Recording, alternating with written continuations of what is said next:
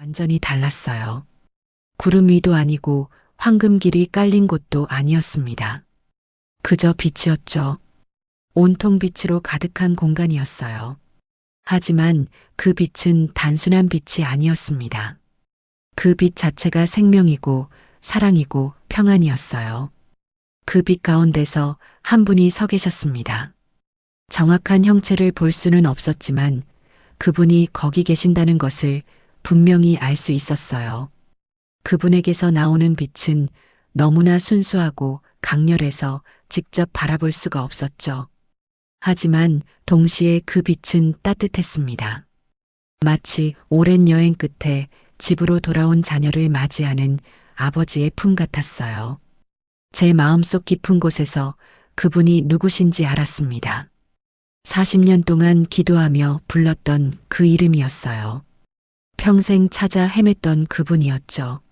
무릎이 저절로 꿇어졌습니다. 아니, 무릎을 꿇는다는 표현도 정확하지 않아요. 제 영혼 전체가 그분 앞에 엎드렸다고 해야 할까요? 그분의 음성이 들려왔습니다. 귀로 듣는 소리가 아니었어요. 제 영혼 깊숙한 곳에 직접 울려 퍼지는 음성이었죠. 그 음성은 천둥 소리처럼 웅장하면서도 어머니의 자장가처럼 부드러웠습니다. 그분께서 말씀하셨어요. 내가 그토록 궁금해하던 답을 이제 주겠다고요. 순간 제 가슴이 뛰었습니다. 40년 동안 밤낮으로 괴로워했던 그 질문의 답을 드디어 듣게 되는 순간이었어요. 저는 정말 구원받았을까요? 저는 천국에 갈 자격이 있을까요? 제가 한 모든 봉사와 기도와 섬김이 충분했을까요? 하지만 그분께서 다음에 하신 말씀은 제가 예상했던 것과 전혀 달랐습니다. 그분은 제가 얼마나 새벽 기도를 많이 했는지, 얼마나 열심히 봉사했는지에 대해서는 한마디도 하지 않으셨어요. 대신 이렇게 말씀하셨습니다. 내가 너를 사랑한다고요. 조건 없이 있는 그대로 사랑한다고요. 그 순간 제 안에서 무언가 무너져 내렸습니다. 40년 동안 쌓아 올렸던 모든 것들이 와르르 무너지는 느낌이었어요. 제가 구원받기 위해 애써 쌓았던 공로들, 제가 자랑하고 싶었던 봉사들, 제가 의지했던 열심들이 모두 한순간에 무의미해졌습니다.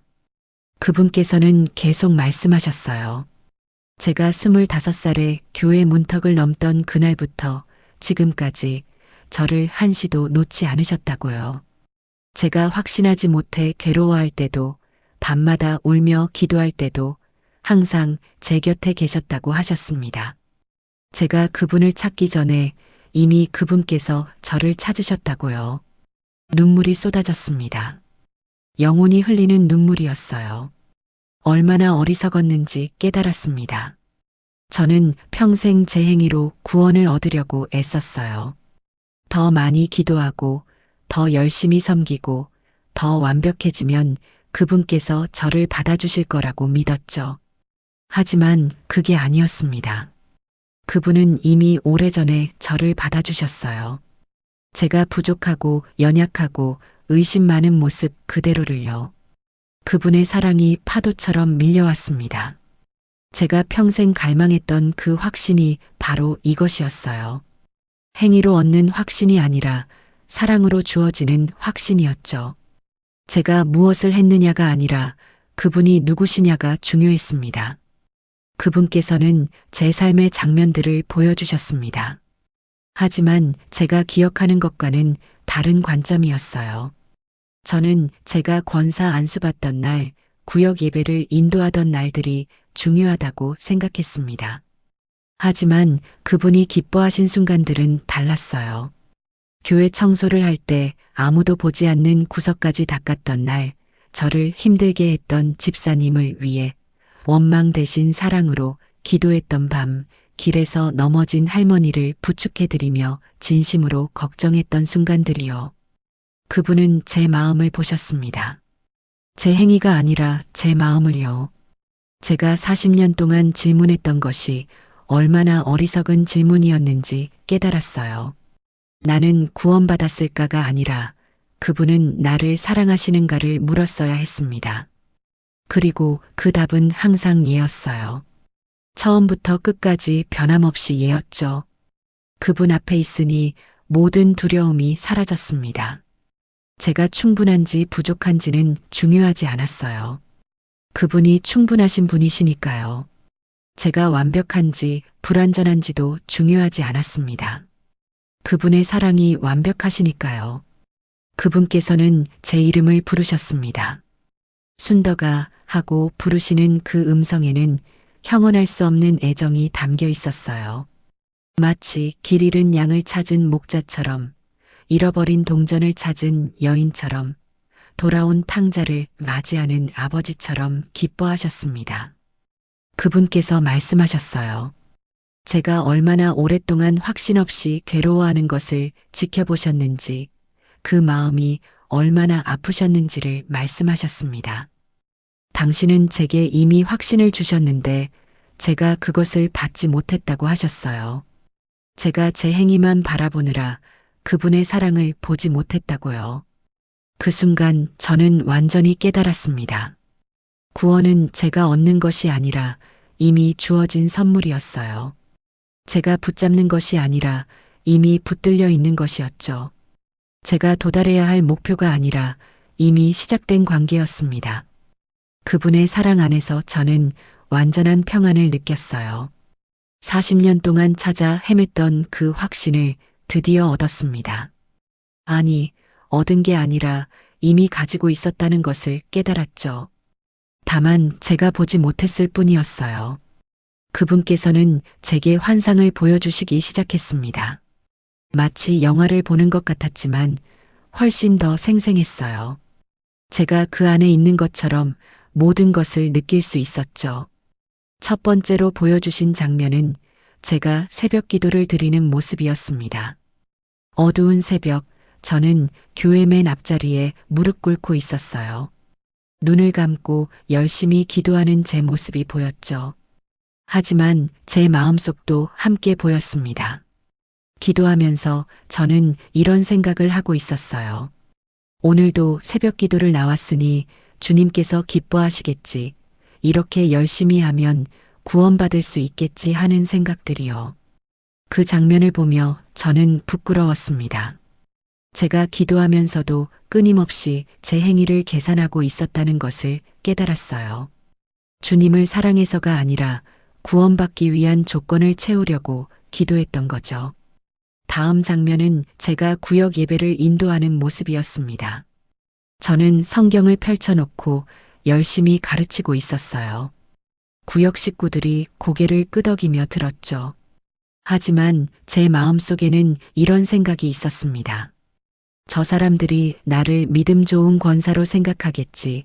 목사님께서도 내 섬김을 높이 평가하시겠지 하는 교만이었어요.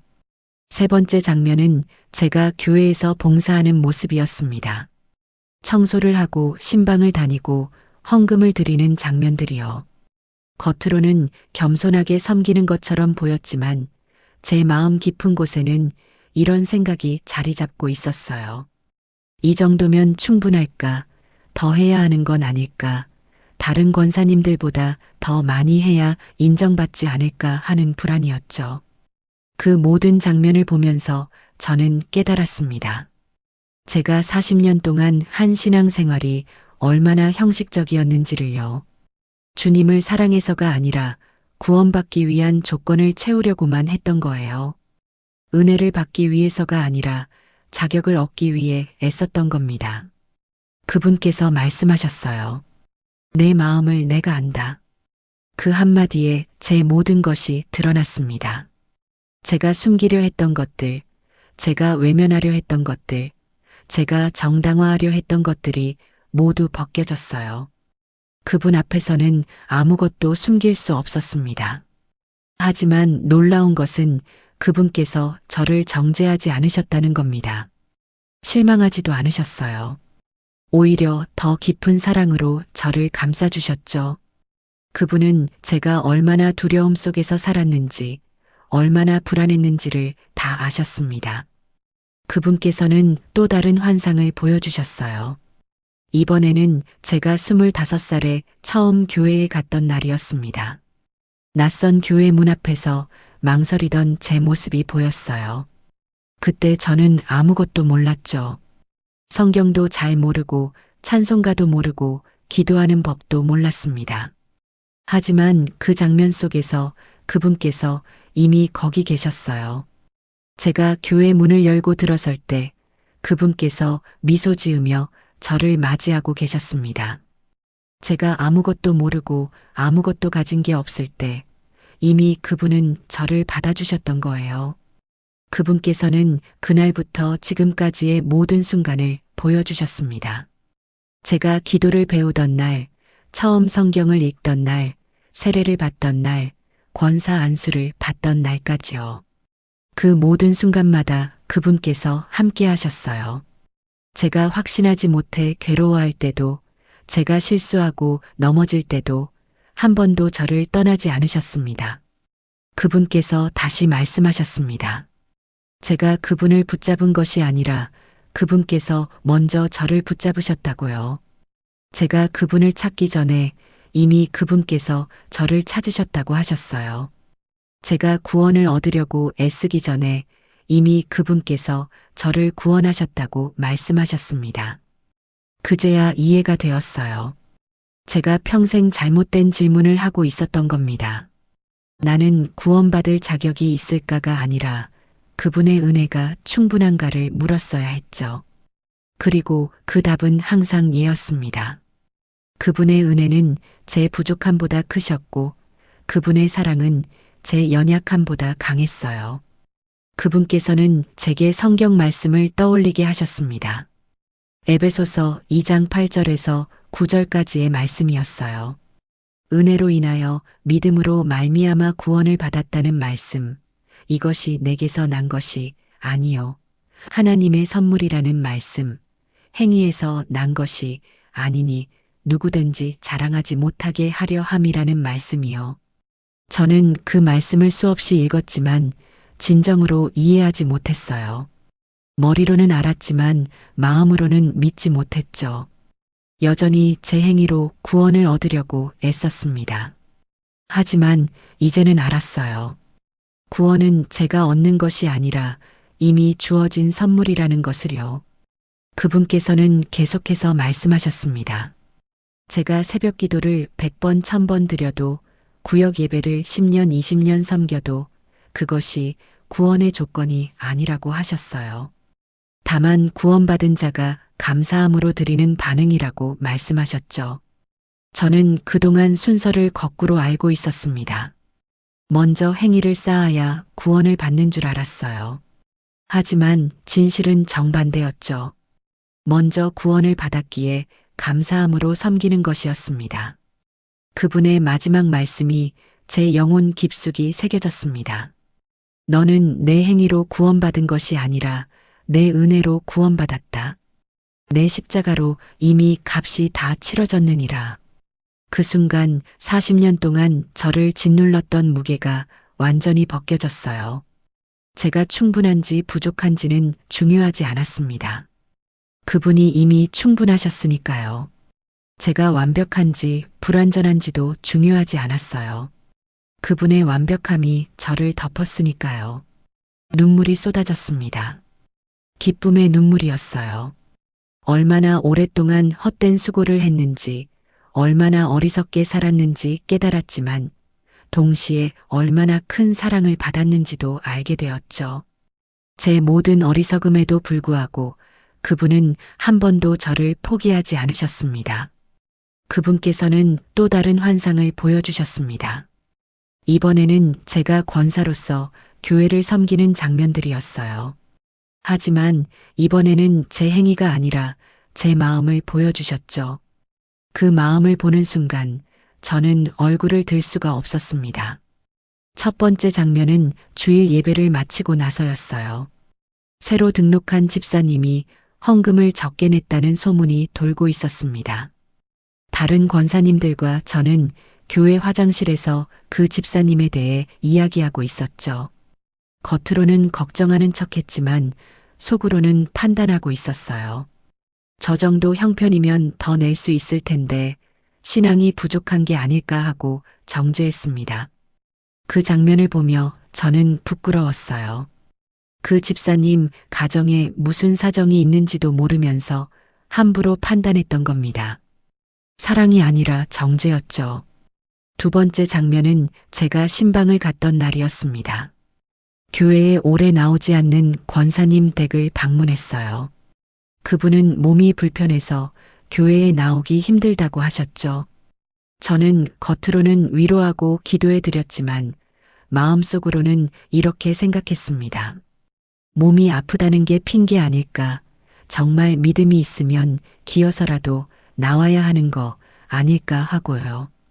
그분은 제 마음을 아셨는지 모르지만 눈물을 흘리며 고마워하셨어요.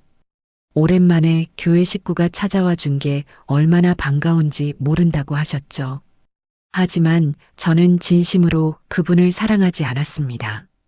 의무감으로 신방을 다녔을 뿐이에요. 세 번째 장면은 제가 구역 예배를 인도하던 날이었어요. 구역 식구 중에 저와 사이가 좋지 않은 집사님이 있었습니다.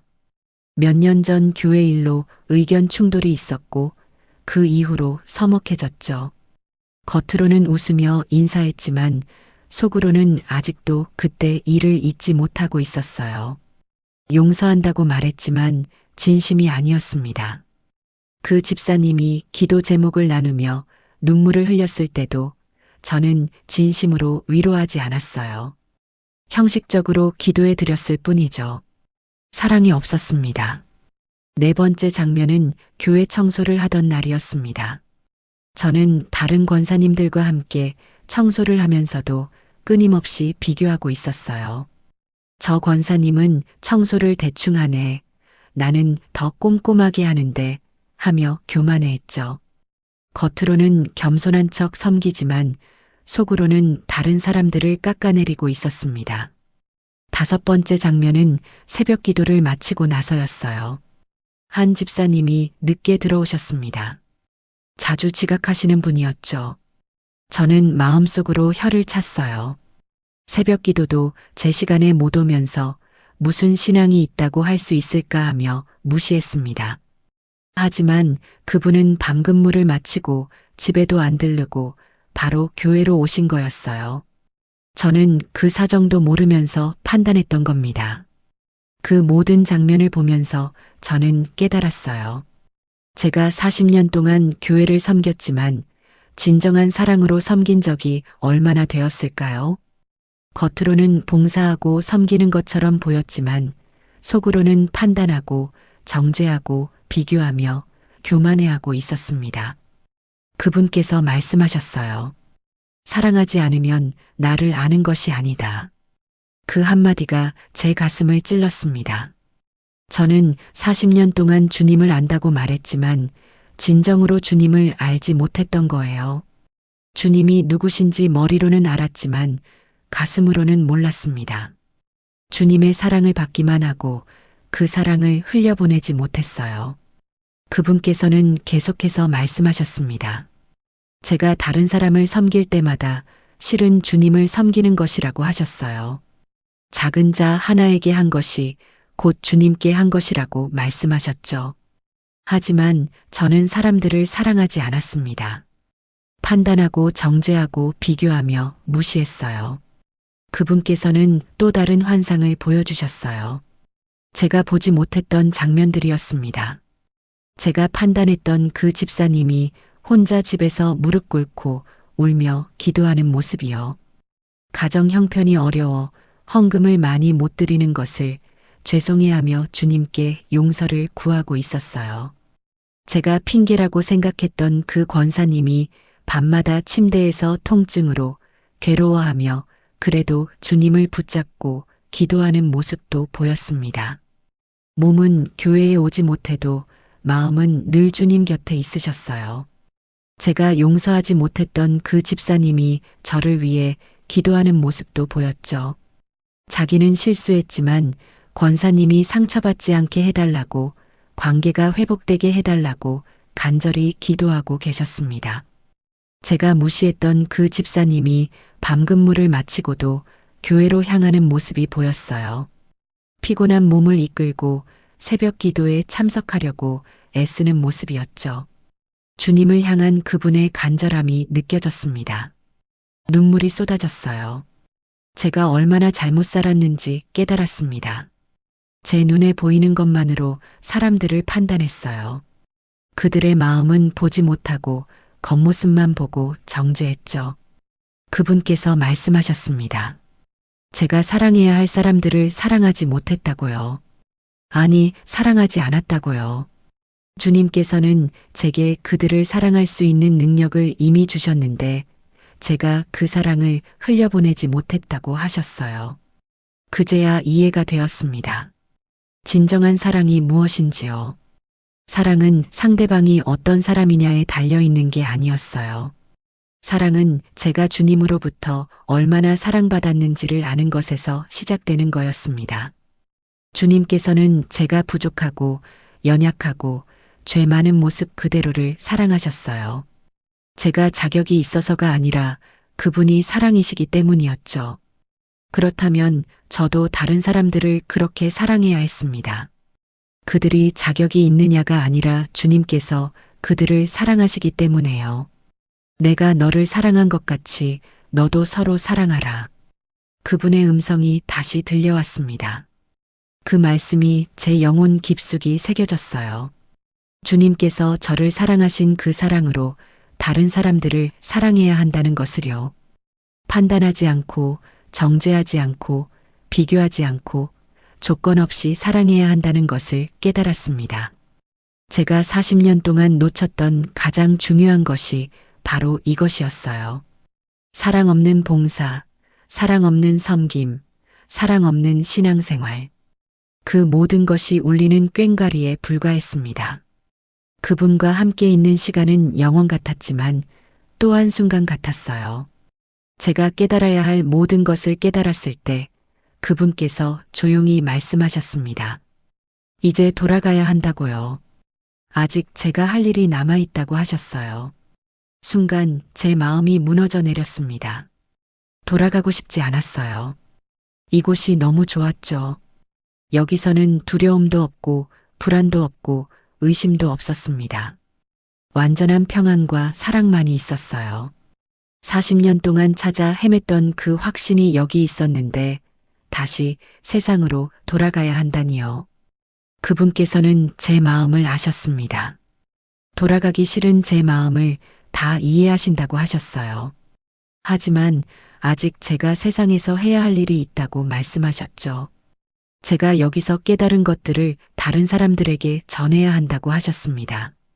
그분은 제게 구체적으로 말씀하셨어요. 저처럼 40년을 교회 다니면서도 확신 없이 괴로워하는 사람들이 많다고 하셨습니다. 열심히 봉사하고 섬기지만 마음 한구석이 늘 불안한 사람들이요.